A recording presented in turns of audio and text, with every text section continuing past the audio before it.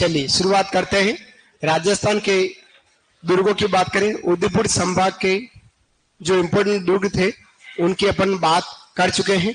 अब हम कोटा संभाग के दुर्गों की बात करेंगे और कोटा संभाग में जो हमारा यूनेस्को ने विश्व धरोहर सूची में जो शामिल किया है उस दुर्ग की बात करेंगे जो हमारा गागरोन किला झालावाड़ के नाम से जाना जा रहा है ना। तो हम बात करने वाले हैं गागरोन किला झालावाड़। हेडिंग डालिएगा गागरोन किला, दोनों गाय वाले ग। गागरोन किला झालावाड़, गागरोन किला झालावाड़ की हम यहाँ बात करेंगे। काफी सारी बातें हमने दुर्गों की करी हैं। उदयपुर संभाग के अधिकांश दुर्गों की हम चर्चाएं कर चुके हैं। सीधे सीधा आज हम कोटा संभाग में पहुंच रहे हैं और कोटा संभाग की काफी सारी बातें हम यहाँ करने वाले हैं और बात करेंगे गागरोन किला झालावाड़ की। गागरोन किला झालावाड़ की अपन यहाँ बात करेंगे। गागरोन किला झालावाड़ की बात करें तो यह जो किला है गागरोन किला झालावाड़, यह किला 11वीं सदी में बना। किस सदी में बना है? 11वीं सदी में हमारा गागरोन किला झालावाड़ का निर्माण किया गया। यह राजस्थान का एकमात्र ऐसा किला है, दो बातें इसमें, राजस्थान का एकमात्र ऐसा किला है जो किसी नींव पर नहीं है, किसी प्रकार की नींव नहीं पड़ेगी, मजबूत चट्टान पर बना हुआ है। पहली बात राजस्थान। ओ हीरो बेटो न बेटा,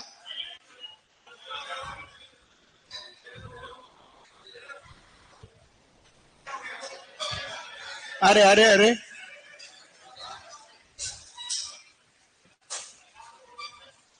ये भी लफड़ा। बस में बैठे तब भी यूं ही साइड वाली सीट में बैठना पसंद करते हैं। खिड़की वाला खिड़की में बैठना पसंद करता है और साइड वाला साइड में। और गलती से अगर अपन को सीट मिल गई तो इतनी सी सीट पर अपन को टिकानी पड़ती टक करके। अपन भी इंतजार करते हैं कि कब गाड़ी तेज चले, कब बैरियर आवे, कब ड्राइवर ब्रेक मारे और अपन अपने आप एडजस्ट होंगे। देखना आप जब भी अपन इतना सा टिका के बैठे हुए हैं, वो टाव से टाव गाड़ी चल रही, 3-4 किलोमीटर तक गाड़ी चली, और जैसे बैरियर आया ड्राइवर ने करके ब्रेक लगाया और अपन मौके का फायदा उठा रहे। जो आजू बाजू ड्राइवर, जो गैलरी वाला और खिड़की वाला, वो तो उचके अपन टपक हो गए पीछे, है ना। कितना हम इंतजार करते हैं, समायोजन करते हैं, उस विपरीत परिस्थिति में समायोजन कर। जैसे ही समायोजन किया, गैलरी वाला खिड़की वाला दोनों अपनी तरफ देखता यूं गुस्सा करके, अपन तो पकड़े बैठे चुपचाप। जो सीट 2 की थी वो 3 में अपने आप कन्वर्ट हो जाती है, हुई कि नहीं? इसको कहते हैं जीवन में समायोजन करना। तो दोनों भाई समायोजन नहीं कर पा रहे थे, है ना, दोनों भाई समायोजन नहीं कर पा रहे। चलिए राधे राधे, जय श्री कृष्ण। अब अपनी क्लास चालू कर रहे हैं, चलो शुरुआत करते। अरे बेटा आया तू, बहुत दिनों बाद आया। सगाई थी क्या? सगाई थी। राजस्थान के दुर्गों की बात करें, गागरोन किला झालावाड़ की बात करें। गागरोन किला झालावाड़ राजस्थान का एक ऐसा किला है जो किसी नींव से नहीं बना है, मजबूत चट्टान पर बना हुआ है। पहला पॉइंट है।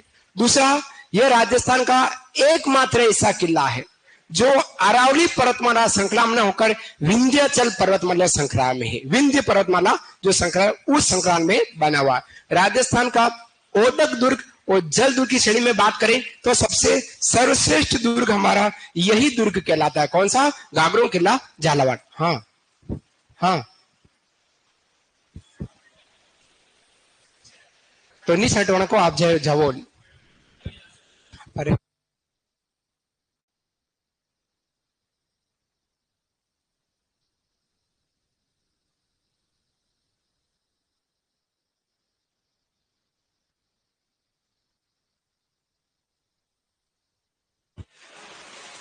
गागरोन किला झालावाड़ जो अरावली पर्वतमाला श्रृंखला में होकर विंध्य पर्वतमाला श्रृंखला में बिना नींव का मजबूत चट्टान पर बना है।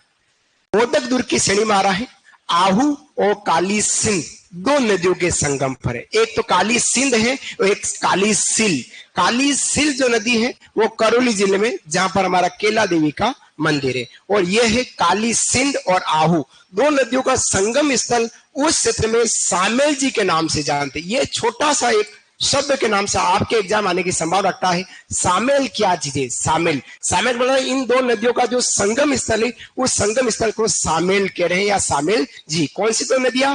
काली सिंध और आहू नदी के संगम पर हमारा यह दुर्ग बना हुआ है गागरोन किला। 11वीं सदी में बीजल देव डोड़ परमार शासक द्वारा इस दुर्ग का निर्माण कराया गया। किसने कराया? बीजल देव द्वारा, परमार शासक बीजक द्वारा इस दुर्ग का निर्माण। अब इस दुर्ग के उपनाम के तो डोड़ गढ़ कह रहे हैं, इसको धुलरगढ़ कह रहे हैं, और गर्ग राटपुर नाम से जानते। किस नाम से? गर्ग राटपुर, 3 नाम से जानते। अब गर्ग राटपुर क्यों कहे?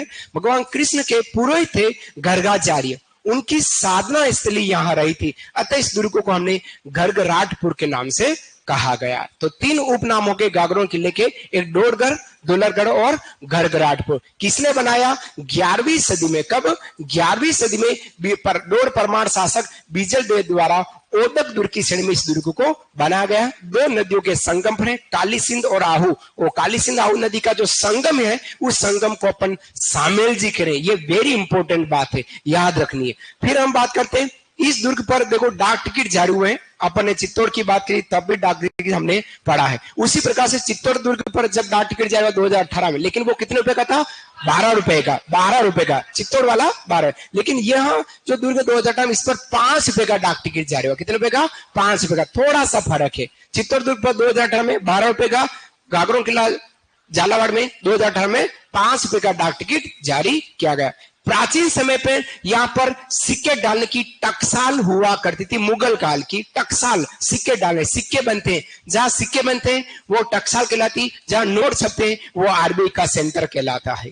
ठीक है, तो यहाँ प्राचीन समय में टकसाल थी। अभी मैंने कहा था कि यह जो दुर्ग है अरावली पर्वतमाला में न होकर विंध्य पर्वतमाला में स्थित। कैसा? विंध्य पर्वतमाला में, एमपी की साइड वाली जो विंध्य पर्वतमाला, उस पर्वतमाला में आता है। राजस्थान का एकमात्र किला, याद रखना, राजस्थान का एकमात्र किला गागरों किला जो अरावली पर्वतमाला में न होकर विंध्य पर्वतमाला में, कहां पर है? विंध्य पर्वत। दूसरा, यह राज्य का एक ऐसा किला है जो नींव का नहीं है, बिना नींव का मजबूत चट्टान पर। राजस्थान की 2 इमारतें, राजस्थान की 2 इमारतें हैं बिना नींव, बिना नींव वाली हमारी राजस्थान में 2 इमारतें, बिना नींव इमारतें, बिना नींव की हम इमारतों की बात करें तो 2 इमारतें। एक कहलाता हमारा गागरोन किला, कौन सा? गागरोन किला बिना नींव का हो गया। तो दूसरी जो इमारत है वो कहलाता हमारा हवा महल। क्या कहलाता है? हवा महल। ये राजस्थान की 2 ही इमारतें जो बिना नींव की है, याद रखना, महलों में भी पढ़ेंगे। हवा महल बिना नींव का बना है, सीधे सीधे जमीन पे बना है, और गागरोन किला बिना नींव का मजबूत चट्टान पर बना हुआ है, याद रहेगा। फिर आगे बात करते हैं, फिर आगे बात है 1570 में जब नागौर दरबार लगा था, अपन ने बात करी थी, अकबर ने इस दुर्ग की जिम्मेदारी किसको सौंपी थी?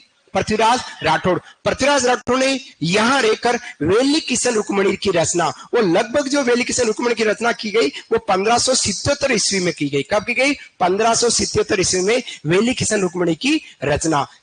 दुर्ग को सौंपने की बात कब हुई थी? 1570 में नागौर दरबार में अकबर ने पृथ्वीराज राठौड़ को दिया, और पृथ्वीराज राठौड़ ने वहां रहते हुए 1577 में वेली किशन रुक्मणी उत्तरी मारवाड़ी बोली और डिंगल शैली में इसको लिखा है। जगह जहां भगवान श्री कृष्ण और रुक्मणी जी के प्रेम विवाह श्रृंगार रस प्रदान ग्रंथ के यह लिखा गया है। यह दुर्ग बहुत छोटा सा दुर्ग है जो 23 हेक्टर में फैला हो। कितना? 23 हेक्टर में फैले वाला दुर्ग है। अब इस दुर्ग के कुछ दर्शनीय स्थल की बात करते हैं। सबसे पहले दर्शनीय स्थल में एक जालिम कोट है, जो कोटा के शासक के सेनापति थे दीवान जालिम सिंह, इनके द्वारा एक कोट बनाई गई, परकोटा बनाया गया, जिसका नाम क्या रखा गया? उन्हीं के नाम से जालिम कोट रखा गया।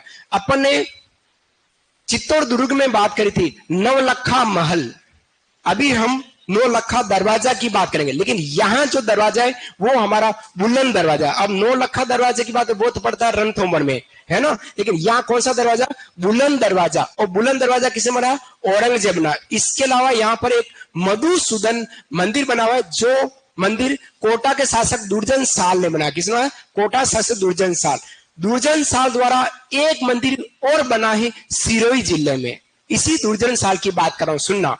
कोटा के शासक दुर्जन साल ने गागरोन किला में कौन सा मंदिर बनाया? मधुसूदन मंदिर। इसके अलावा एक मंदिर बनाया है जो हमारा सिरोही जिले में, वो कहलाता है सारणेश्वर महादेव मंदिर। कौन सा मंदिर? सारणेश्वर महादेव मंदिर। राजस्थान जो सिरोही जिले में राजस्थान का एकमात्र मंदिर है सारणेश्वर महादेव मंदिर राजस्थान का एकमात्र मंदिर है जिसके चारों तरफ परकोटा है। बाकी किसी मंदिर के चारों तरफ परकोटा नहीं मिलता है। राज्य का एकमात्र मंदिर जिसके चारों तरफ परकोटा मतलब दीवार है, वो बीच में मंदिर है, वो सारणेश्वर महादेव मंदिर सिरोही, जिसका निर्माता कौन है? कोटा शासक दुर्जन साल। उसी प्रकार से दुर्जन साल ने गागरों किले में कौन से मंदिर का निर्माण कराया? मधुसूदन। तो दो बातें याद रहेगी आपको। और बात करेंगे मंदिरों में। फिर बात करते हैं यहां पर मिठे साहब की दरगाह है, मिठे शाह की दरगाह है। और मिठे शाह कौन है? संत हमीउद्दीन चिश्ती की दरगाह, जिसका निर्माण औरंगजेब ने कराया। किसने कराया? औरंगजेब द्वारा कराया। अब राजाओं के जमाने में किसी व्यक्ति को मृत्यु दंड मिलता था। राजा के जमाने में किसी व्यक्ति को मृत्युदंड, क्या मृत्युदंड? कि पहाड़ी पर ले जाकर इसको धक्का दे दो। पहाड़ी पर ले गए और वहां से उसको खाई में धक्का दे दिया जाता। उस धक्का देने वाला स्थान होता था, उस स्थान को बोलते हैं गीत कराई। क्या बोलते हैं? गीत कराई। गीत कराई क्या है? वह पहाड़ी स्थान जहां राजनीतिक कैदी को मृत्युदंड के लिए धक्का दिया जाता था। ऊपर ले गए पहाड़ी पर और वहां से उसको सीधा खाई में धक्का देते। गया, मरा तो ठीक, नहीं मरा तो ठीक, उसकी किस्मत है। अब वो जो धक्का देने वाला स्थान, पहाड़ी स्थान, वो स्थान क्या कहला रहा? गीत कराई कहलाता। अब यहां पर दो यंत्र हैं दुश्मनों पर कुछ पदार्थ या भाटा फेंकने के दो यंत्र। एक पत्थर जो है वो है ढेंकुली। कौन सा है? ढेंकुली। क्या है? दुश्मनों पर फेंकने के लिए पत्थर वर्षा यंत्र है, पत्थर फेंके जाते हैं, उस यंत्र को हमने क्या कहा? ढेंकुली। दूसरा है अरादा। अरादा क्या है? दुश्मनों पर फेंकने के लिए ज्वलनशील पदार्थ फेंका यंत्र था, वो हमारा अरादा कहलाता। दोनों ही यंत्र हमारे इस गागरों किला झालावाड़ में मिलते हैं। इसके अलावा यहाँ पर मनुष्य की तरह रूबरू बोलने वाला तोता है, जिसको अपन बोलते हैं गागरोनी तोता। मनुष्य की तरह बोलता है और उसका उपनाम बोले तो हीरामन तोता। ऐसे ही हीरामन तोता रानी पद्मिनी के पास भी हुआ करता था। और गागरोन तोता देखना, इतने से मिट्टू बेटी जो हमारे होते हैं वो इतने से, और ये गागरोन तोते कम से कम इतने बड़े होंगे और रंग बिरंग होंगे। एक बार इसके दर्शन आप जरूर कीजिएगा।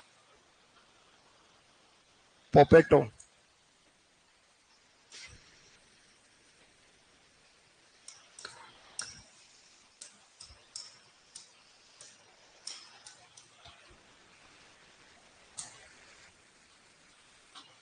ओ आया आया।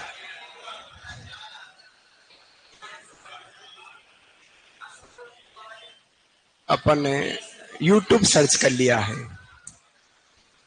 एक मिनट में आपको फिर से गूगल पे सर्च करता हूं। गूगल फोटो देखना अपने को खास।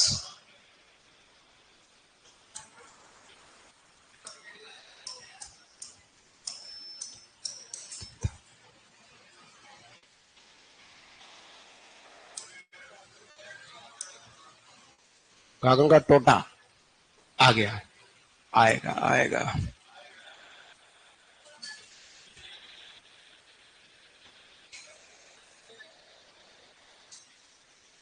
रुको, अरे नहीं, ये नहीं, रुको, दिया नहीं इसने तो।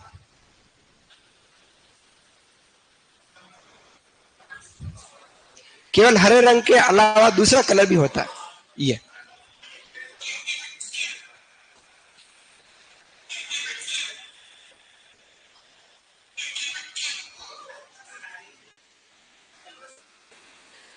कंधे पर बैठा हुआ है दीदी के।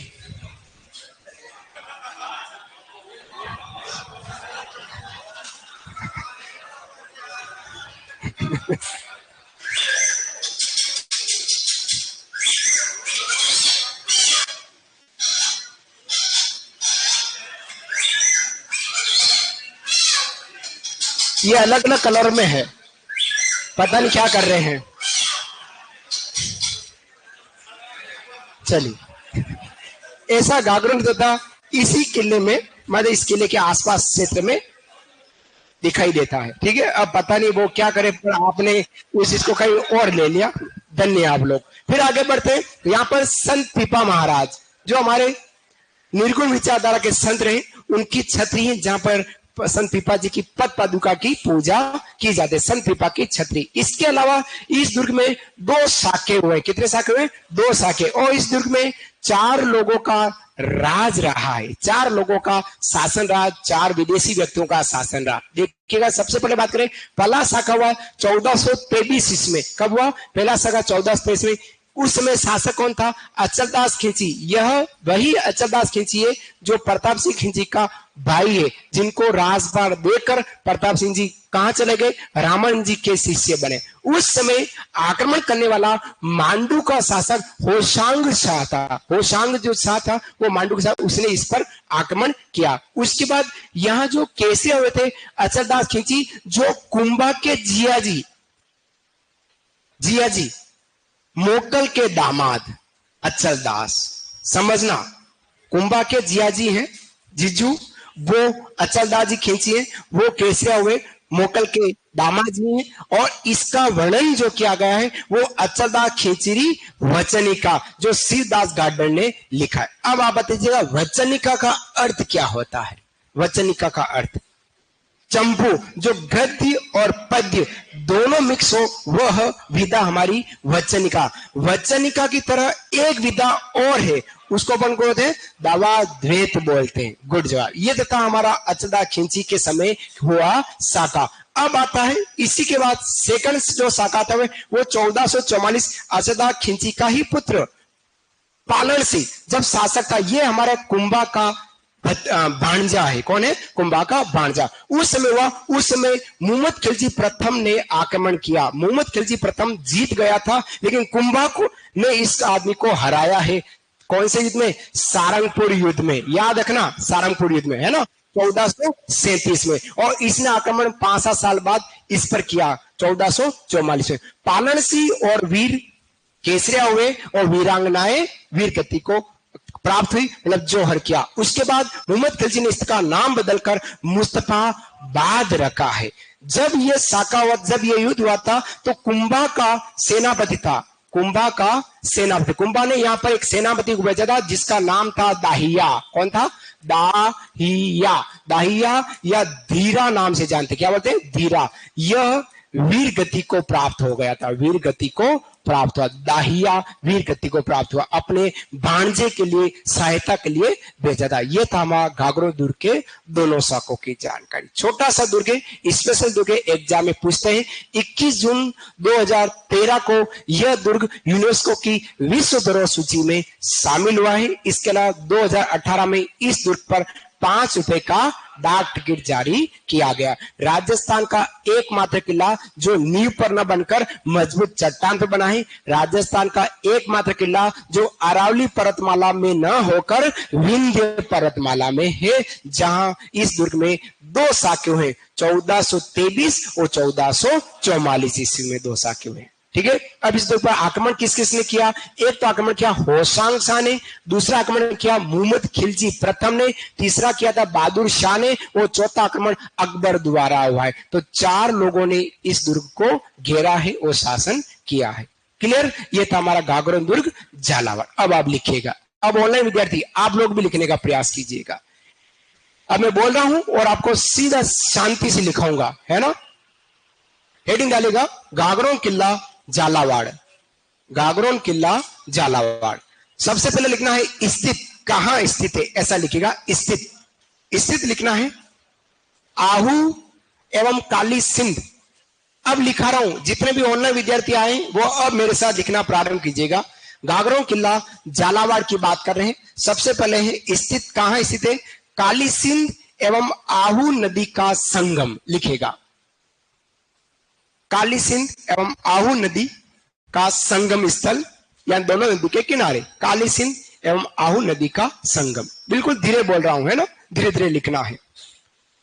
काली सिंध एवं आहू नदी का संगम। ठीक इसके नीचे एक नोट लिख लेना, दोनों नदियों के संगम को सामेल कहते हैं। एग्जाम में प्रश्न पूछा है, हमारे एग्जाम में आ सकता है, नोट कर लिखना है। इन नदियों के संगम को सामेल कह रहे हैं, नदियों के संगम को। ये तो गई हमारी,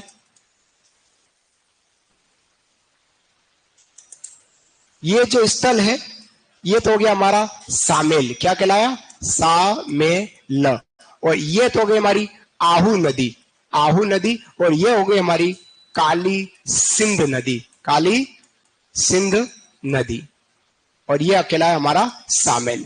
इधर से नदी आहू गई, इधर से हमारा सामेल काली सिंध, और ये सामेल, और इस सामेल नदी के पास में हमारा ये हमारा झालावाड़ का घाघरों किला बना, इस तरह से है ना। तो जो दो नदियों का संगम है, इन दोनों नदी के संगम को हम सामेल जी करें। अब बात करते हैं निर्माता के, किसने बनाया? परमार शासक बीजल देव, क्वेश्चन बनना है 11वीं सदी।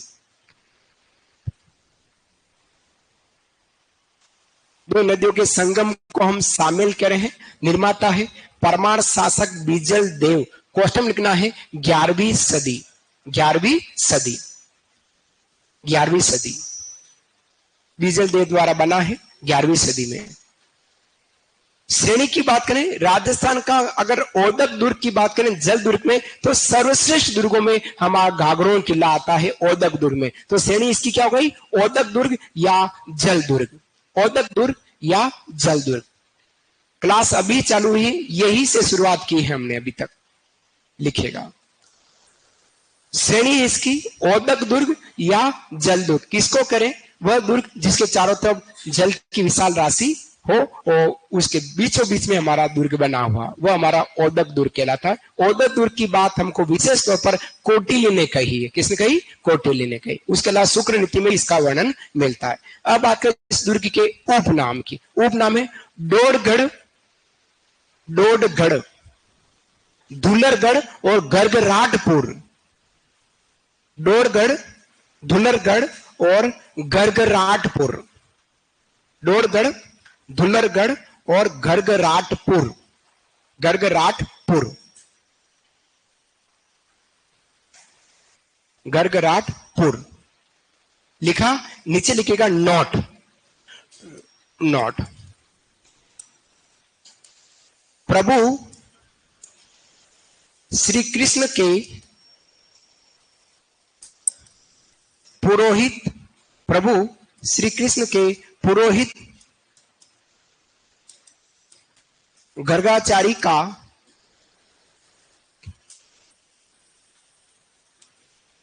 साधना स्थली, प्रभु श्री कृष्ण के पुरोहित गर्गाचारी की साधना स्थली यहां रही, यहां रही। अतः दुर्ग गर्गराटपुर कहलाया, अतः दुर्ग गर्गराटपुर कहलाया, गर्गराटपुर कहलाया।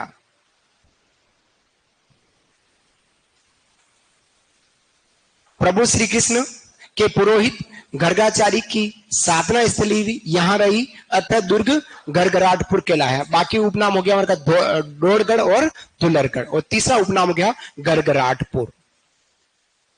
क्लियर? लिखा आपने। हम बात करें घाघरों किला झालावाड़, जो मुकुंदरा चट्टान कह सकते, बहुत बड़ी मजबूत चट्टान इसी क्षेत्र में है। कोटा झालावाड़ बारा वाला जो क्षेत्र है, इस क्षेत्र में हमारी मुकुंदरा चट्टान है। उस मजबूत चट्टान पर यह दुर्ग बना हुआ है। लेकिन दो नदियों के संगम स्थल आहू और काली सिंध नदियों का संगम है, उस संगम स्थल को हम बोल रहे हैं सामेल कह रहे हैं, या सामेल जी कह रहे हैं। इस दुर्ग का निर्माण किसने कराया? 11वीं सदी में डोर परमार शासक बीजल देव द्वारा इस दुर्ग का निर्माण किया गया। यह नदियों के संगम पर है, अतः हमारा ओदक दुर्ग या जल दुर्ग की श्रेणी में आ रहा है। इसका उपनाम क्या है? डोरगढ़ या दुलरगढ़। इसके अलावा गर्गराटपुर, गर्गराटपुर क्यों कह रहे हैं? क्योंकि यहाँ प्रभु श्री कृष्ण के पुरोहित गर्गाचारी की एक साधना स्थली यहाँ रही थी, अतः इसको गर्गराटपुर के नाम से भी जानते हैं। बढ़ रहा हूं आगे। नेक्स्ट बात करते हैं इसकी विशेष बात, लिखेगा विशेष। क्या विशेष है इसमें दुर्ग में? विशेष करके लिखेगा। पहला पॉइंट है 2018 में दुर्ग पर 5 रुपए का डाक टिकट जारी हुआ। वर्ष 2018 में दुर्ग पर 5 रुपए का डाक टिकट जारी हुआ। मैं बोल भी रहा हूं और स्क्रीन पे पूरा लिखा हुआ भी है। वर्ष 2018 में दुर्ग पर 5 रुपए का डाक टिकट जारी हुआ। ₹5 का डाक टिकट जारी हुआ। पहला पॉइंट। सेकंड पर लिखिएगा, यहां पर चांदी के सिक्के, यहां पर चांदी के सिक्के ढालने की टकसाल थी। यहां पर चांदी के सिक्के ढालने की टकसाल थी। यहां पर चांदी के सिक्के डालने की टकसाल थी। यहां पर चांदी के सिक्के डालने की टकसाल थी। टकसाल थी। ऐसे ही हम आने वाले समय जयपुर के दुर्गों में पढ़ेंगे तो वहां तोप डालने की कारखाने मिलेंगे आपको। चांदी के सिक्के डालने की टकसाल आपको यही मिलेगी। कुछ न कुछ चीजें हर दुर्ग में कोई नयापन मिलेगा। तो याद रखना, चांदी के सिक्के डालने की टकसाल कहां थी? तो हमारा घाघरों किला झालावाड़ में 2018 में दुर्ग पर ₹5 का डाक टिकट जारी हुआ। अगली विशेषता है ये, हाँ जी, टकसाल जहां सिक्के बनते थे वो कारखाना। टकसाल का मतलब होता है कारखाना। अब नहीं मिलेगा राजा, सब टूट गए हैं, खरंडर हैं। कारखाना, टकसाल का मतलब क्या होता है? कारखाना। जहां सिक्के डाले जाते थे, बनते थे, वो हमारी टकसाल कहलाती है। ठीक है। नेक्स्ट, यह दुर्ग अरावली पर्वतमाला में न होकर, लिखेगा अगली विशेषता, यह दुर्ग अरावली पर्वतमाला में न होकर विंध्य पर्वतमाला में स्थित है। यह दुर्ग अरावली पर्वतमाला में न होकर, यह दुर्ग अरावली पर्वतमाला में न होकर विंध्य पर्वतमाला में स्थित है।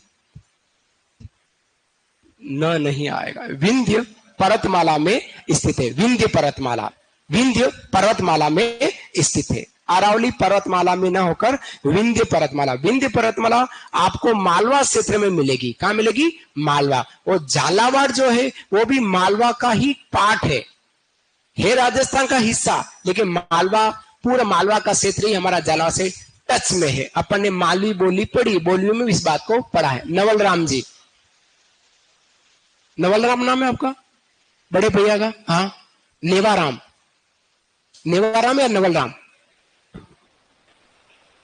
नेमीचंद, नेमीचंद।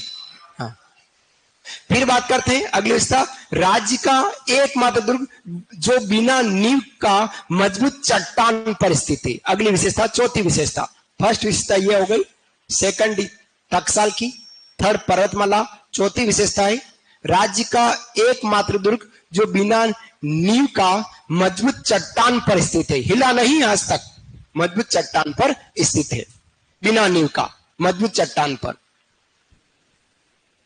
राज्य का एकमात्र दुर्ग जो बिना नींव का मजबूत चट्टान पर स्थित है। मजबूत चट्टान पर, मजबूत चट्टान पर स्थित है।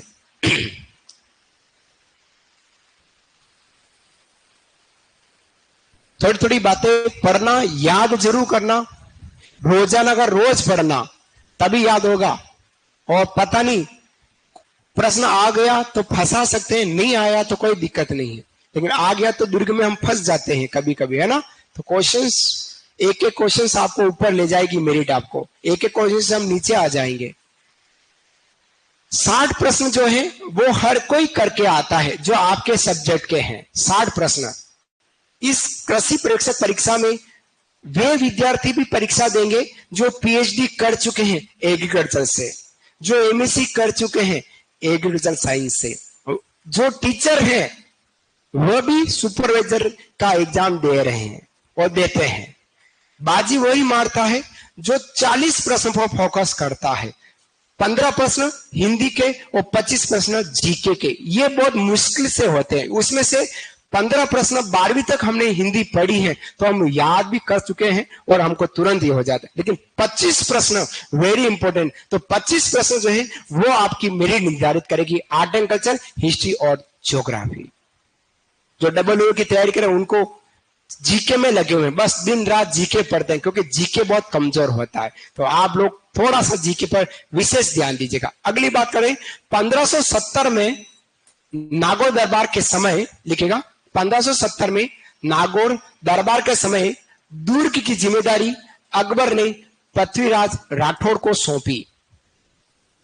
1570 नागौर दरबार के समय दुर्ग की जिम्मेदारी अकबर ने पृथ्वीराज राठौड़ को सौंपी। पृथ्वीराज राठौड़ को सौंपी। दोनों भाई गए थे। राय सिंह को जोधपुर का प्रशासक नियुक्त किया और पृथ्वीराज राठौड़ को गागरन की जिम्मेदारी दी है। अपन ने बात करी है, शायद आपके सिलेबस का हिस्सा है राय सिंह, नहीं जसवंत सिंह है। हाँ, जसवंत सिंह प्रथम और दुर्गादास दो दे रखे। हाँ, पर फिर भी कहीं कहीं आपको एग्जाम में पूछे, ध्यान में रखना है ना।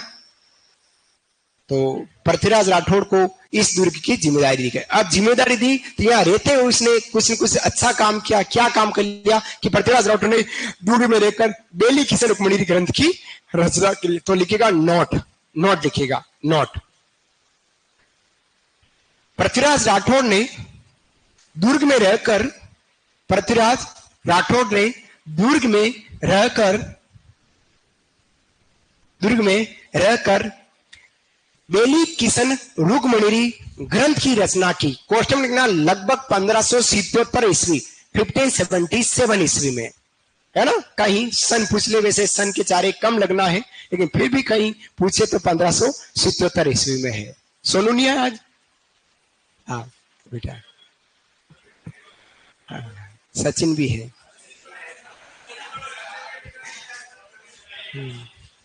तो 1577 में वेलिकेशन रुक्मिणी की रचना करी गई थी पृथ्वीराज राठौड़ द्वारा।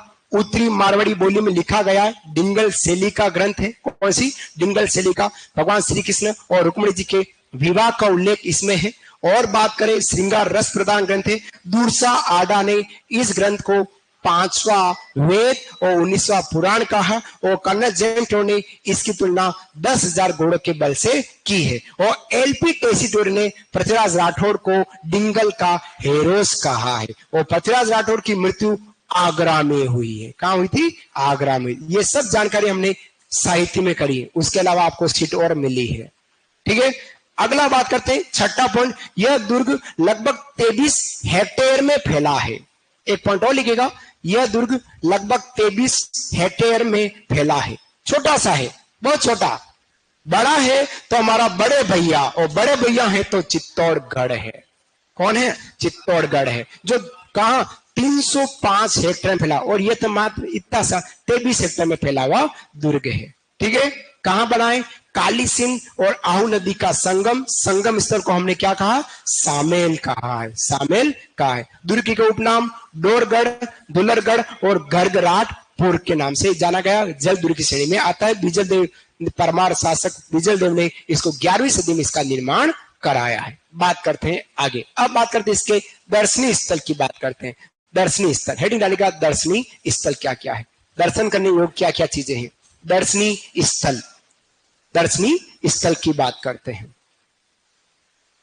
सबसे पहला है जालिम कोट। एक परकोटा है, कोट के नाम से जाए, जालिम कोट, जिसका निर्माता है दीवान जालिम सिंह। दीवान जालिम सिंह, ये वही दीवान साहब है जो मैसूर से महमूद मसूरिया को लेकर आए हैं। वो कोटा डोरिया साड़ी बनवाई, वही व्यक्ति जालिम सिंह है ना। नाम से तो जालिम है, लेकिन काम बहुत अच्छे हैं इनके, है ना। दीवान साहब जालिम सिंह ने क्या बनाया? जालिम कोट बनाया है। तो जालिम कोट पहला दर्शनीय स्थल है। निर्माता है दीवान जालिम सिंह। दीवान जालिम सिंह पहला। सेकंड है मधुसूदन मंदिर। सेकंड दर्शनीय स्थल है मधुसूदन मंदिर। मधुसूदन मंदिर। और निर्माता है कोटा शासक दुर्जन साल। कोटा शासक दुर्जन साल है। दुर्जन साल, कोटा शासक दुर्जन साल। मधुसूदन मंदिर, मधुसूदन मंदिर निर्माता है कोटा शासक दुर्जन साल।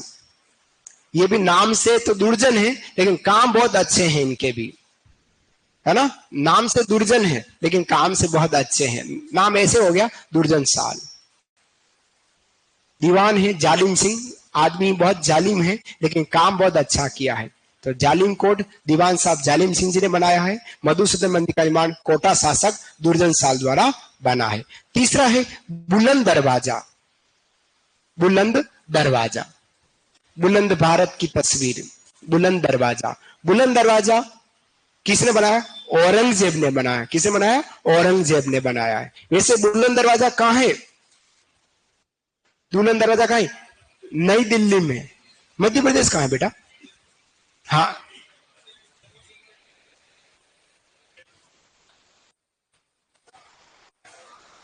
बुलंद दरवाजा कहां है? फतेहपुर सीकरी कहां है? आगरा, यूपी। यहां बुलंद दरवाजा इस दुर्ग में है और बनाने वाले है औरंगजेब। अब आते हैं संत मिटे शाह की दरगाह। संत मिटे शाह का इंतकाल इसी दुर्ग में हुआ और यहीं पर इनकी दरगाह बनी है। संत मिटे शाह की दरगाह, संत मिटे शाह की दरगाह। मिटे शाह का मूल नाम जो है वो है संत हमीमुद्दीन चिश्ती की दरगाह। संत हमीमुद्दीन चिश्ती की दरगाह और निर्माता है औरंगजेब। औरंगजेब के समय निर्माता औरंगजेब। चित्तौड़ से बड़ा कोई दुर्ग नहीं है, चित्तौड़ ही सबसे बड़ा दुर्ग है। चित्तौड़ का बुड्ढा, अगर चित्तौड़ से बुड्ढा और कोई है तो वो भटनेर किला आता है, जो बुड्ढा दुर्ग में, बड़ा नहीं कह सकते। चित्तौड़ से बड़ा कोई दुर्ग नहीं है। चित्तौड़ से बड़ा अगर कोई उम्र में है तो भटनेर किला हनुमानगढ़ है। साइज में कहें तो चित्तौड़ सबसे बड़ा है। दो बातें हैं, है ना। तो संत मिटे शाह की दरगाह है। संत मिटे शाह कौन है? तो संत हमीमुद्दीन चिश्ती की दरगाह है। इस दरगाह का निर्माण भी औरंगजेब ने कराया है, औरंगजेब द्वारा। औरंगजेब। अब पांचवा एक स्थल है जिसका नाम है गीध कराई। गीध कराई, पांचवें स्थल का नाम क्या है? गीध कराई। गीध कराई क्या है कि वह पहाड़ी स्थान जहां, गीध कराई लिखेगा, गीध कराई, वह पहाड़ी स्थान जहां राजनीतिक, वह पहाड़ी स्थान जहां राजनीतिक कैदी को मृत्यु दंड के लिए धक्का दिया जाता था। पहाड़ी से धक्का देते थे, मृत्यु दंड के लिए धक्का दिया जाता था। धक्का, धक्का दिया जाता था। वह पहाड़ी स्थान जहां राजनीतिक कैदी को मृत्यु दंड के लिए धक्का दिया जाता था। गीध कराई स्पेशल शब्द है, शब्दावली के नाम से एग्जाम आने की संभावना रख सकता है। मृत्यु दंड पहाड़ी स्थल गीध कराई, कहां? घाघरों किला, झालावाड़। गीध कराई। फिर है ढेंकुली। ढेंकुली देखो, एक तो हमारा सिंचाई का एक साधन कहलाता है रहट, चड़स और ढेंचुली। वो ढेंचुली है, ये ढेंकुली है, दोनों में फर्क है। ढेंकुली क्या है कि दुश्मनों पर फेंकने के लिए वर्षा, पत्थर वर्षा यंत्र, दुश्मनों पर फेंकने के लिए पत्थर वर्षा यंत्र, बाटा फेंकने का एक यंत्र है जिसको उस स्थल में क्या कहा जाता है? ढेंकुली कहा जाता है। इस दुर्ग के अंदर ढेंकुली, दुश्मनों पर फेंकने के लिए पत्थर वर्षा यंत्र, बाटा फेंकने का यंत्र है जिसको ढेंकुली कह रहे हैं। ढेंकुली, ढेंकुली। फिर अर्रादा, रा के ऊपर र है, अर्रादा, अर्रादा, अर्रादा, र, राग से पहले र, तालुका में ऊपर में र होगा, अर्रादा, है ना। अर्रादा दुश्मनों पर फेंकने के लिए ज्वलनशील पदार्थ यंत्र, दुश्मनों फेंकने के लिए ज्वलनशील पदार्थ यंत्र। कोई गरम गरम कोई केमिकल है वो दुश्मनों फेंका जाता था, उस यंत्र को हम बोलते हैं अर्रादा। और ढेंकुली बाटा फेंकने का यंत्र कहलाया।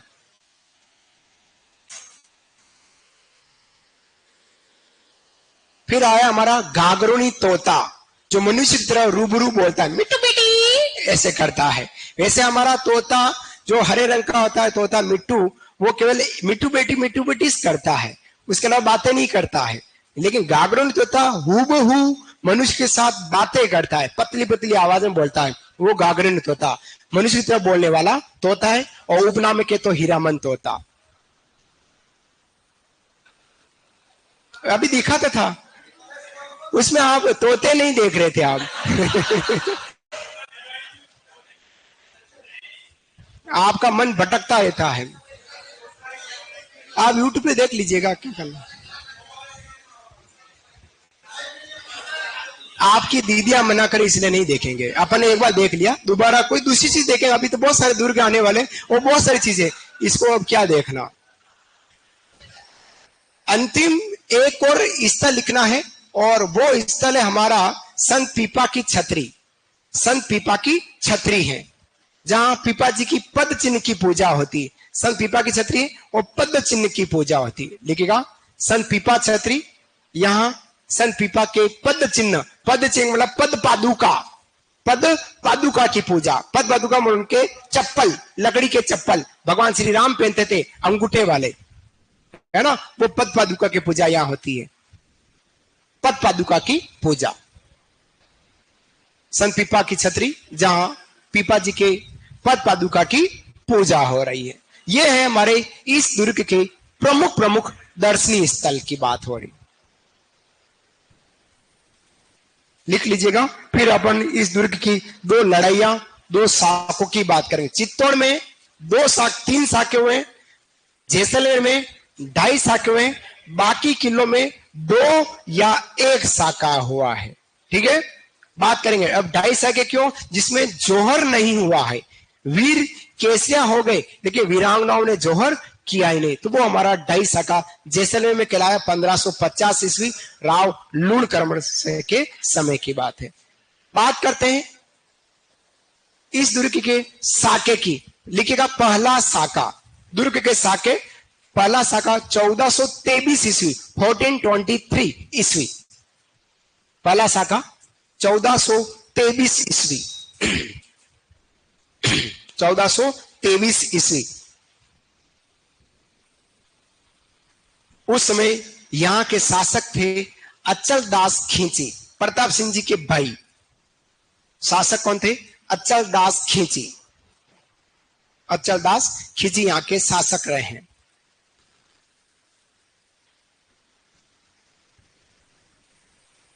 आक्रमण जो किया है वो मांडू का शासक था होसंग शाह। होसंग शाह जो था मांडू का शासक, उसके द्वारा इस दुर्ग पर आक्रमण किया गया था दुर्ग को जीतने के लिए, और जीता भी है।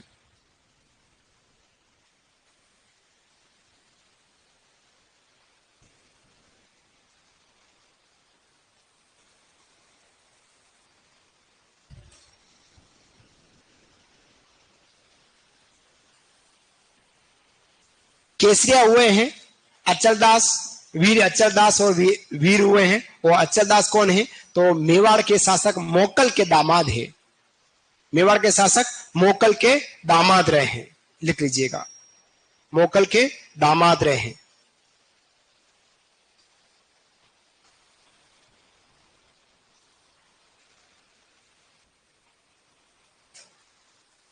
मोकल के दामाद है अचलदास खिंची, वो केसिया हुए हैं। वीरांगनाओं ने जोहर किया है, और वर्णन मिलता है अचलदास खिंचीरी वचनी का, जिसके रचयिता है शिवदास गाडण।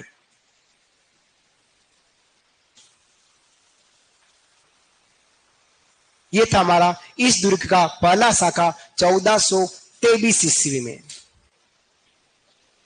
जी, जोर वीरांगनाएं, वीरांगनाएं, किसी रानी का नाम नहीं है, वीरांगनाएं।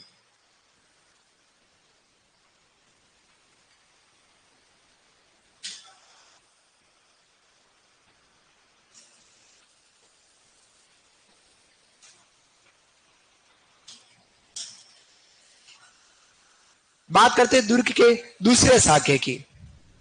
दुर्ग का दूसरा साका, पहले ये लिखेगा वर्णन जो किया है। देखो अब प्रश्न पूछे, चित्तौड़ का जो पहला साका हुआ था 1303 ईस्वी में, उसका वर्णन कहां मिलता है? तारीख है अलाई, किसने लिखा? हमीर खुसरो। दूसरा वर्णन, दूसरा शाखा वर्णन वीर विनोद में, किसने लिखी? श्यामदास ने। तीसरा शाखा अकबरनामा में, किसने लिखा? अबुल फजल ने, अबुल फजल ने। और यहां इस दुर्ग का पहला शाखा वर्णन किसमें है? अचलदास खिचरी वचनिका में। एग्जाम में प्रश्न आने की संभावना, इस पर रखने की बहुत संभावना रहती है। है ना, वर्णन की। फिर बात करते हैं दूसरे शाखे की, लिखिएगा दूसरा शाखा, दूसरा शाखा।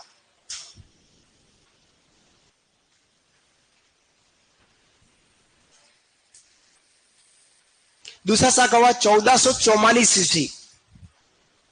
दूसरा शाखा हुआ है 1444 ईस्वी, 1444। 1444 हमारे एक बहुत बड़ा आंकड़ा है 1444 नाम का, है ना।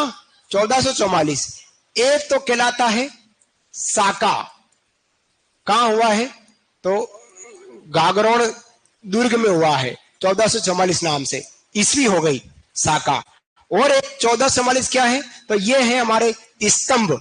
1444 क्या है, स्तंभ। और ये स्तंभ कहां मिलते हैं तो ये मिलते हैं हमारे रणकपुर मंदिर में, रणकपुर जैन मंदिर। और रणकपुर जैन मंदिर में कौन सा मंदिर है तो वो आदिनाथ जी का मंदिर है, ये है। तो ये दो एक आंकड़ों के बारे में ध्यान में रहे, 1444 नाम से, है ना। तो दूसरा शाखा 1444 में है, उसमें शासक कौन था, पालन सिंह था। ये हमारा अचरदास खिलजी का बेटा है, पालन सिंह शासक।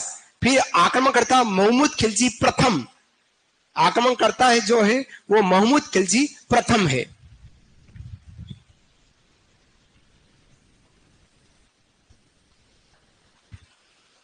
महमूद खिलजी प्रथम। केसिया है पालन सिंह प्लस वीर और जौहर वीरांगनाएं।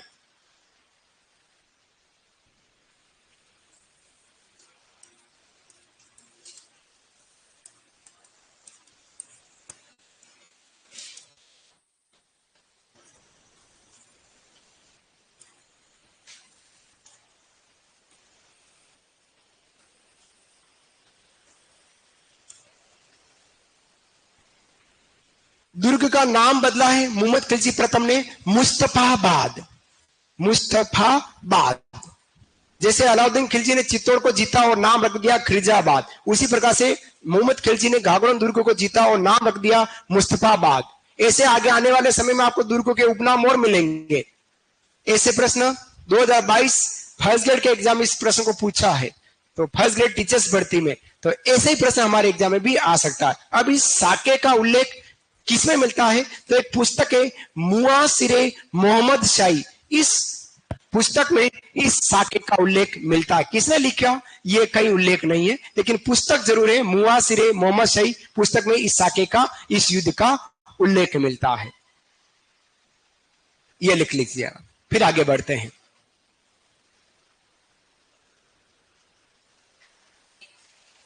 हाँ ये लिखा रहा हूं, नोट करके लिखा रहा हूं, है ना। यादव मैडम, यादव नहीं राजात मैडम लिखा रहा हूं। आप हॉस्टल में रहते हो ना, मेरी मौसी वाले हॉस्टल में आप ही रहती हो।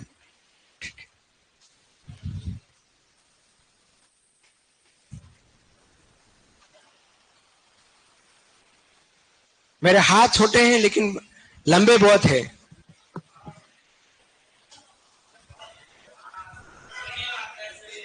ना। हाथ भले छोटे हैं लेकिन लंबे बहुत हैं। हाँ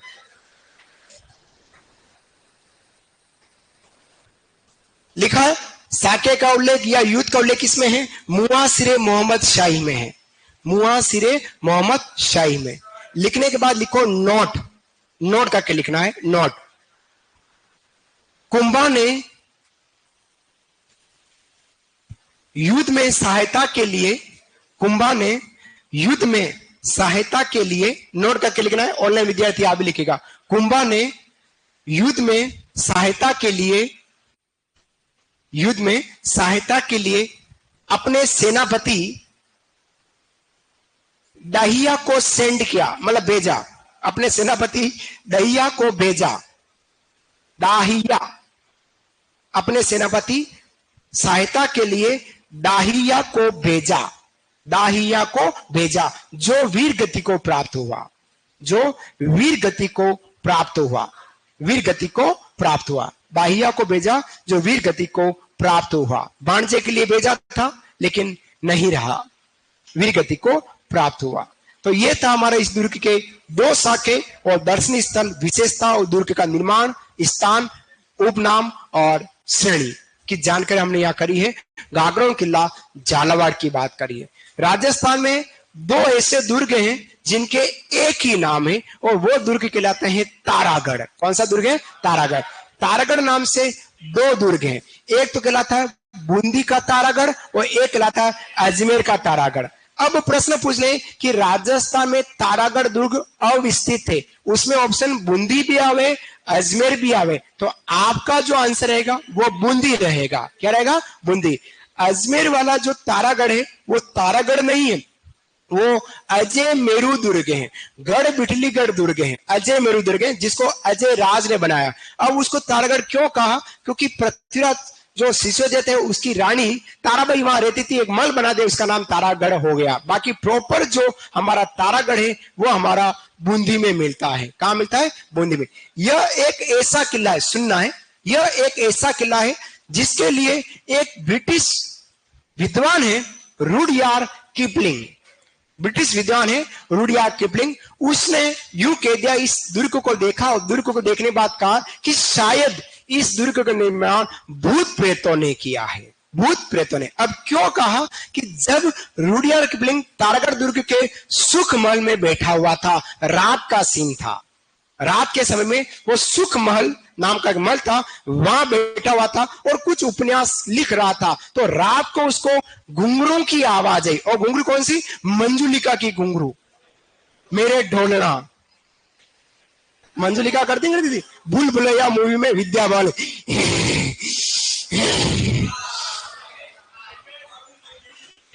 दुर्गाष्टमी को मारूंगी, वो मंजुलिका आई नहीं आई थी, मंजुलिका विद्या बालन में। वैसी मंजुलिका जब वो डांस किया करती थी, वैसी घुंघरू की आवाज उसको सुख महल में रुडयार्ड किपलिंग को आ गई। तो रुडयार्ड किपलिंग ने क्या कर दिया? शायद इस दुर्ग का निर्माण भूत प्रेतों द्वारा हुआ है। अब यही रुडयार्ड किपलिंग यहां से निकलकर जोधपुर गया और जोधपुर के मेहरानगढ़ दुर्ग की जब डिजाइन देखी, उसको देखकर कह दिया, अच्छा इसका निर्माण भूत प्रेतों ने नहीं किया, फरिश्तों ने किया, देवताओं ने किया, परियों ने किया। परी स्वर्ग लोक से नीचे सफेद ड्रेस पहन के आई होगी और अपनी छड़ी से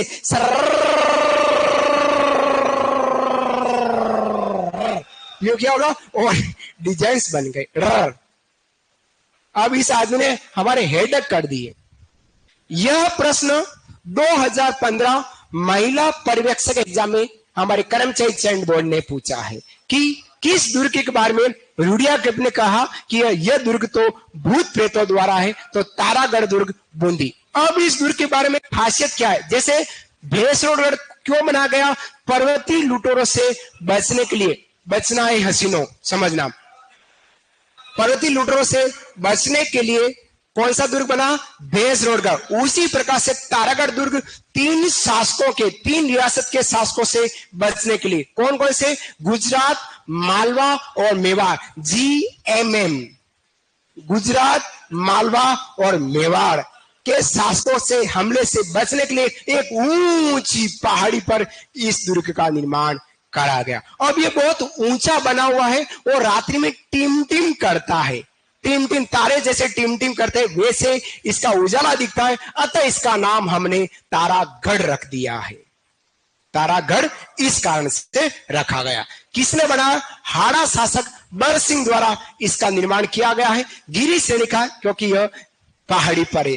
तीन शासकों के हमलों से बचने के लिए गुजरात, मालवा और मेवाड़। अब इसमें से मेवाड़ की बात करेंगे। मेवाड़ के शासक थे क्षेत्र सिंह। इस दुर्ग को जीतने के लिए पहुंचे और युद्ध हुआ। उस युद्ध में मारे गए, वीर गति को प्राप्त हो गए। तो मेवाड़ महाराणा क्षेत्र सिंह के सुपुत्र थे राणा लाखा। नाम सुना होगा आपने।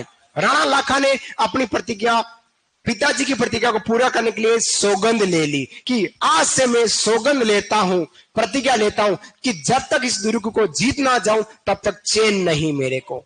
इस मेवाड़ के शासक राणा लाखा ने इस दुर्ग जीतने का अथक प्रयास किया, लेकिन फिर भी नहीं जीत पाए। अंततः एक नकली मिट्टी का किला बनाया, फिर युद्ध हुआ और फिर उस दुर्ग प्रतिज्ञा को पूरा किया है। वे ऐसा किला हमारा तारागढ़ दुर्ग के बारे में कहा जाता है। इस दुर्ग को किन उपनाम से जानते हैं? तो तिलस्मी किला कहते हैं। उसके अलावा महलों का परिसर, परिसर कहते हैं। महलों का परिसर क्यों कहते हैं कि यहाँ जितने भी शासक हुए हैं, हर शासक ने अपने लिए एक अलग अलग महल बनाए हैं, पीढ़ी दर पीढ़ी महल बने। अतः इस दुर्ग को महलों का परिसर नाम से जाना गया है। ठीक है, महलों का परिसर नाम से जाना गया है। समझा देता हूं। फिर यहाँ पर कुछ दर्शनीय स्थल है, देखिएगा। जैसे एक तो है रतन दौलत दरी खाना, वेरी इंपॉर्टेंट। आने वाले समय में आपको बहुत सारे राज तिलक स्थल मिलेंगे। राज तिलक स्थल, पहला राज तिलक स्थल रतन दौलत दरी खाना। प्रश्न पूछेगा कि बूंदी के शासकों का राज तिलक स्थल क्या कहलाता था, तो वो हमारा क्या कहला रहा है, रतन दौलत दरी खाना। जैसे प्रेम रतन धन पायो में भी राज तिलक हुआ था।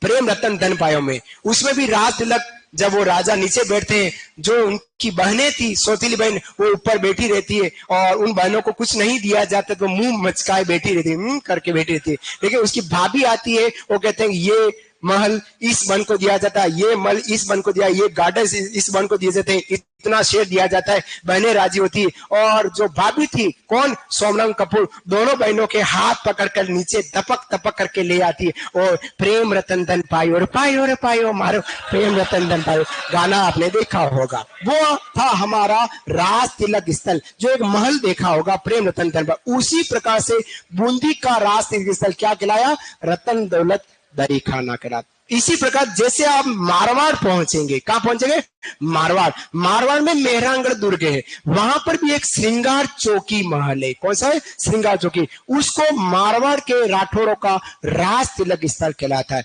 जैसे ही आप आमेर किला जाएंगे जयपुर, वहां आपको कदमी महल मिलेगा। कदमी महल जो है वो ढूंढार के कछुआओं का राज तिलक स्थल कहलाता है। हो सकता है आपके एग्जाम में ऐसा प्रश्न भी पूछ ले, 4 राज तिलक स्थल, 4 महल और 4 रियासत या वंश। आओ संगत करे, आओ अनसंगत करे, सुमिलित करे, लेकिन कुछ तो करे, कुछ तो करे। ऐसा प्रश्न पूछा जाता है। ठीक है, तो बूंदी के शासकों का राज तिलक स्थल कौन सा था, रतन दौलत दरी खाना कहलाया। फिर उसके बाद गर्भ गुंजन तोप है, टॉप नहीं है, गर्भ गुंजन तोप है। ये एक ऐसी तोप थी, गर्भ को गूंजा दे। जब भी इस तोप को चलाते थे, तोपें चालू हो गई। अब आपके आने वाले लास्ट एक दुर्ग पड़ेंगे, तब तक आपको तोपे मिलेगी। वैसे हर घर में एक तोप होती है, हर घर में एक तोप होती है। मेरे भी घर में एक तोप है। मैं तो छोटा सा तमंचा हूं, तोप नहीं हो, इतनी सी पिस्तौल, छोटी सी ऐसी सी चली तो चली, नहीं भी चली, है ना।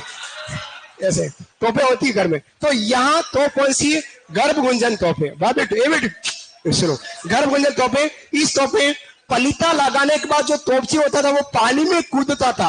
अगर पानी में नहीं कूदा और ये तोप चल गई, इसकी भयंकर आवाज से उसके कान फट सकते थे। अतः तोपची पतीला लगाने के बाद क्या करता, पानी में धम करके कूद जाता था। वो तोप कौन सी कहलाई, गर्भ को गूंजा दे, गर्भ गुंजन बम, ये तोप कला।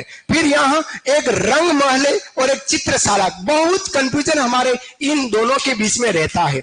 रंग महल का निर्माण किसने करा, रंग महल का निर्माण राव शत्रुसाल ने, किसने, राव शत्रुसाल या छत्रसाल ने कराया। लेकिन चित्रशाला, भित्ति चित्रण किसने कराया, तो महाराव उमेश सिंह जी। ये बात हमने चित्रशैली में पढ़ी है, ये बात चित्रशैली में पढ़ी, याद रखना। रट्टा यहां ले आना, एग्जाम में पूछ लेगा, है ना। तो रंग चित्रशैली, चित्रशाला है वो किसने स्थापित की, महाराव उमेश सिंह ने। लेकिन रंग महल किसने बनाया, जहां पर भी चित्र बने हैं वो हमारे महाराव शत्रुसाल या छत्रसाल द्वारा बना। इसके अलावा यहाँ पर सुख महल है, जहीं पर रुडियार्ड किपलिंग बैठकर उसने उपन्यास लिखा है।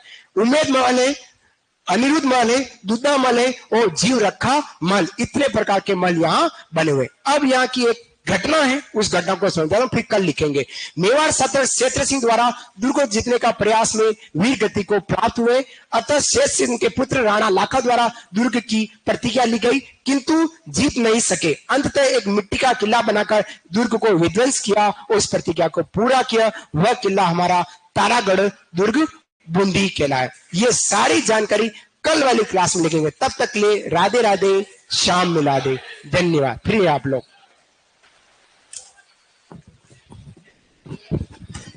पढ़ना है आपको। बहुत पढ़ने की जरूरत है। समय रोज निकल रहा है, एक एक दिन टक टक टक टक निकल रहे हैं, महीने बज रहे हैं, आपके पास 8 नवा महीना तो लग गया है। उल्टा चले आप, हाँ उल्टा चले तो समय बहुत कम है, पढ़ना बहुत ज्यादा है। 4 बार रिवीजन होगा तभी कम पड़ेगा, इसलिए थोड़ा थोड़ा रोज पढ़ते रहे। धन्यवाद।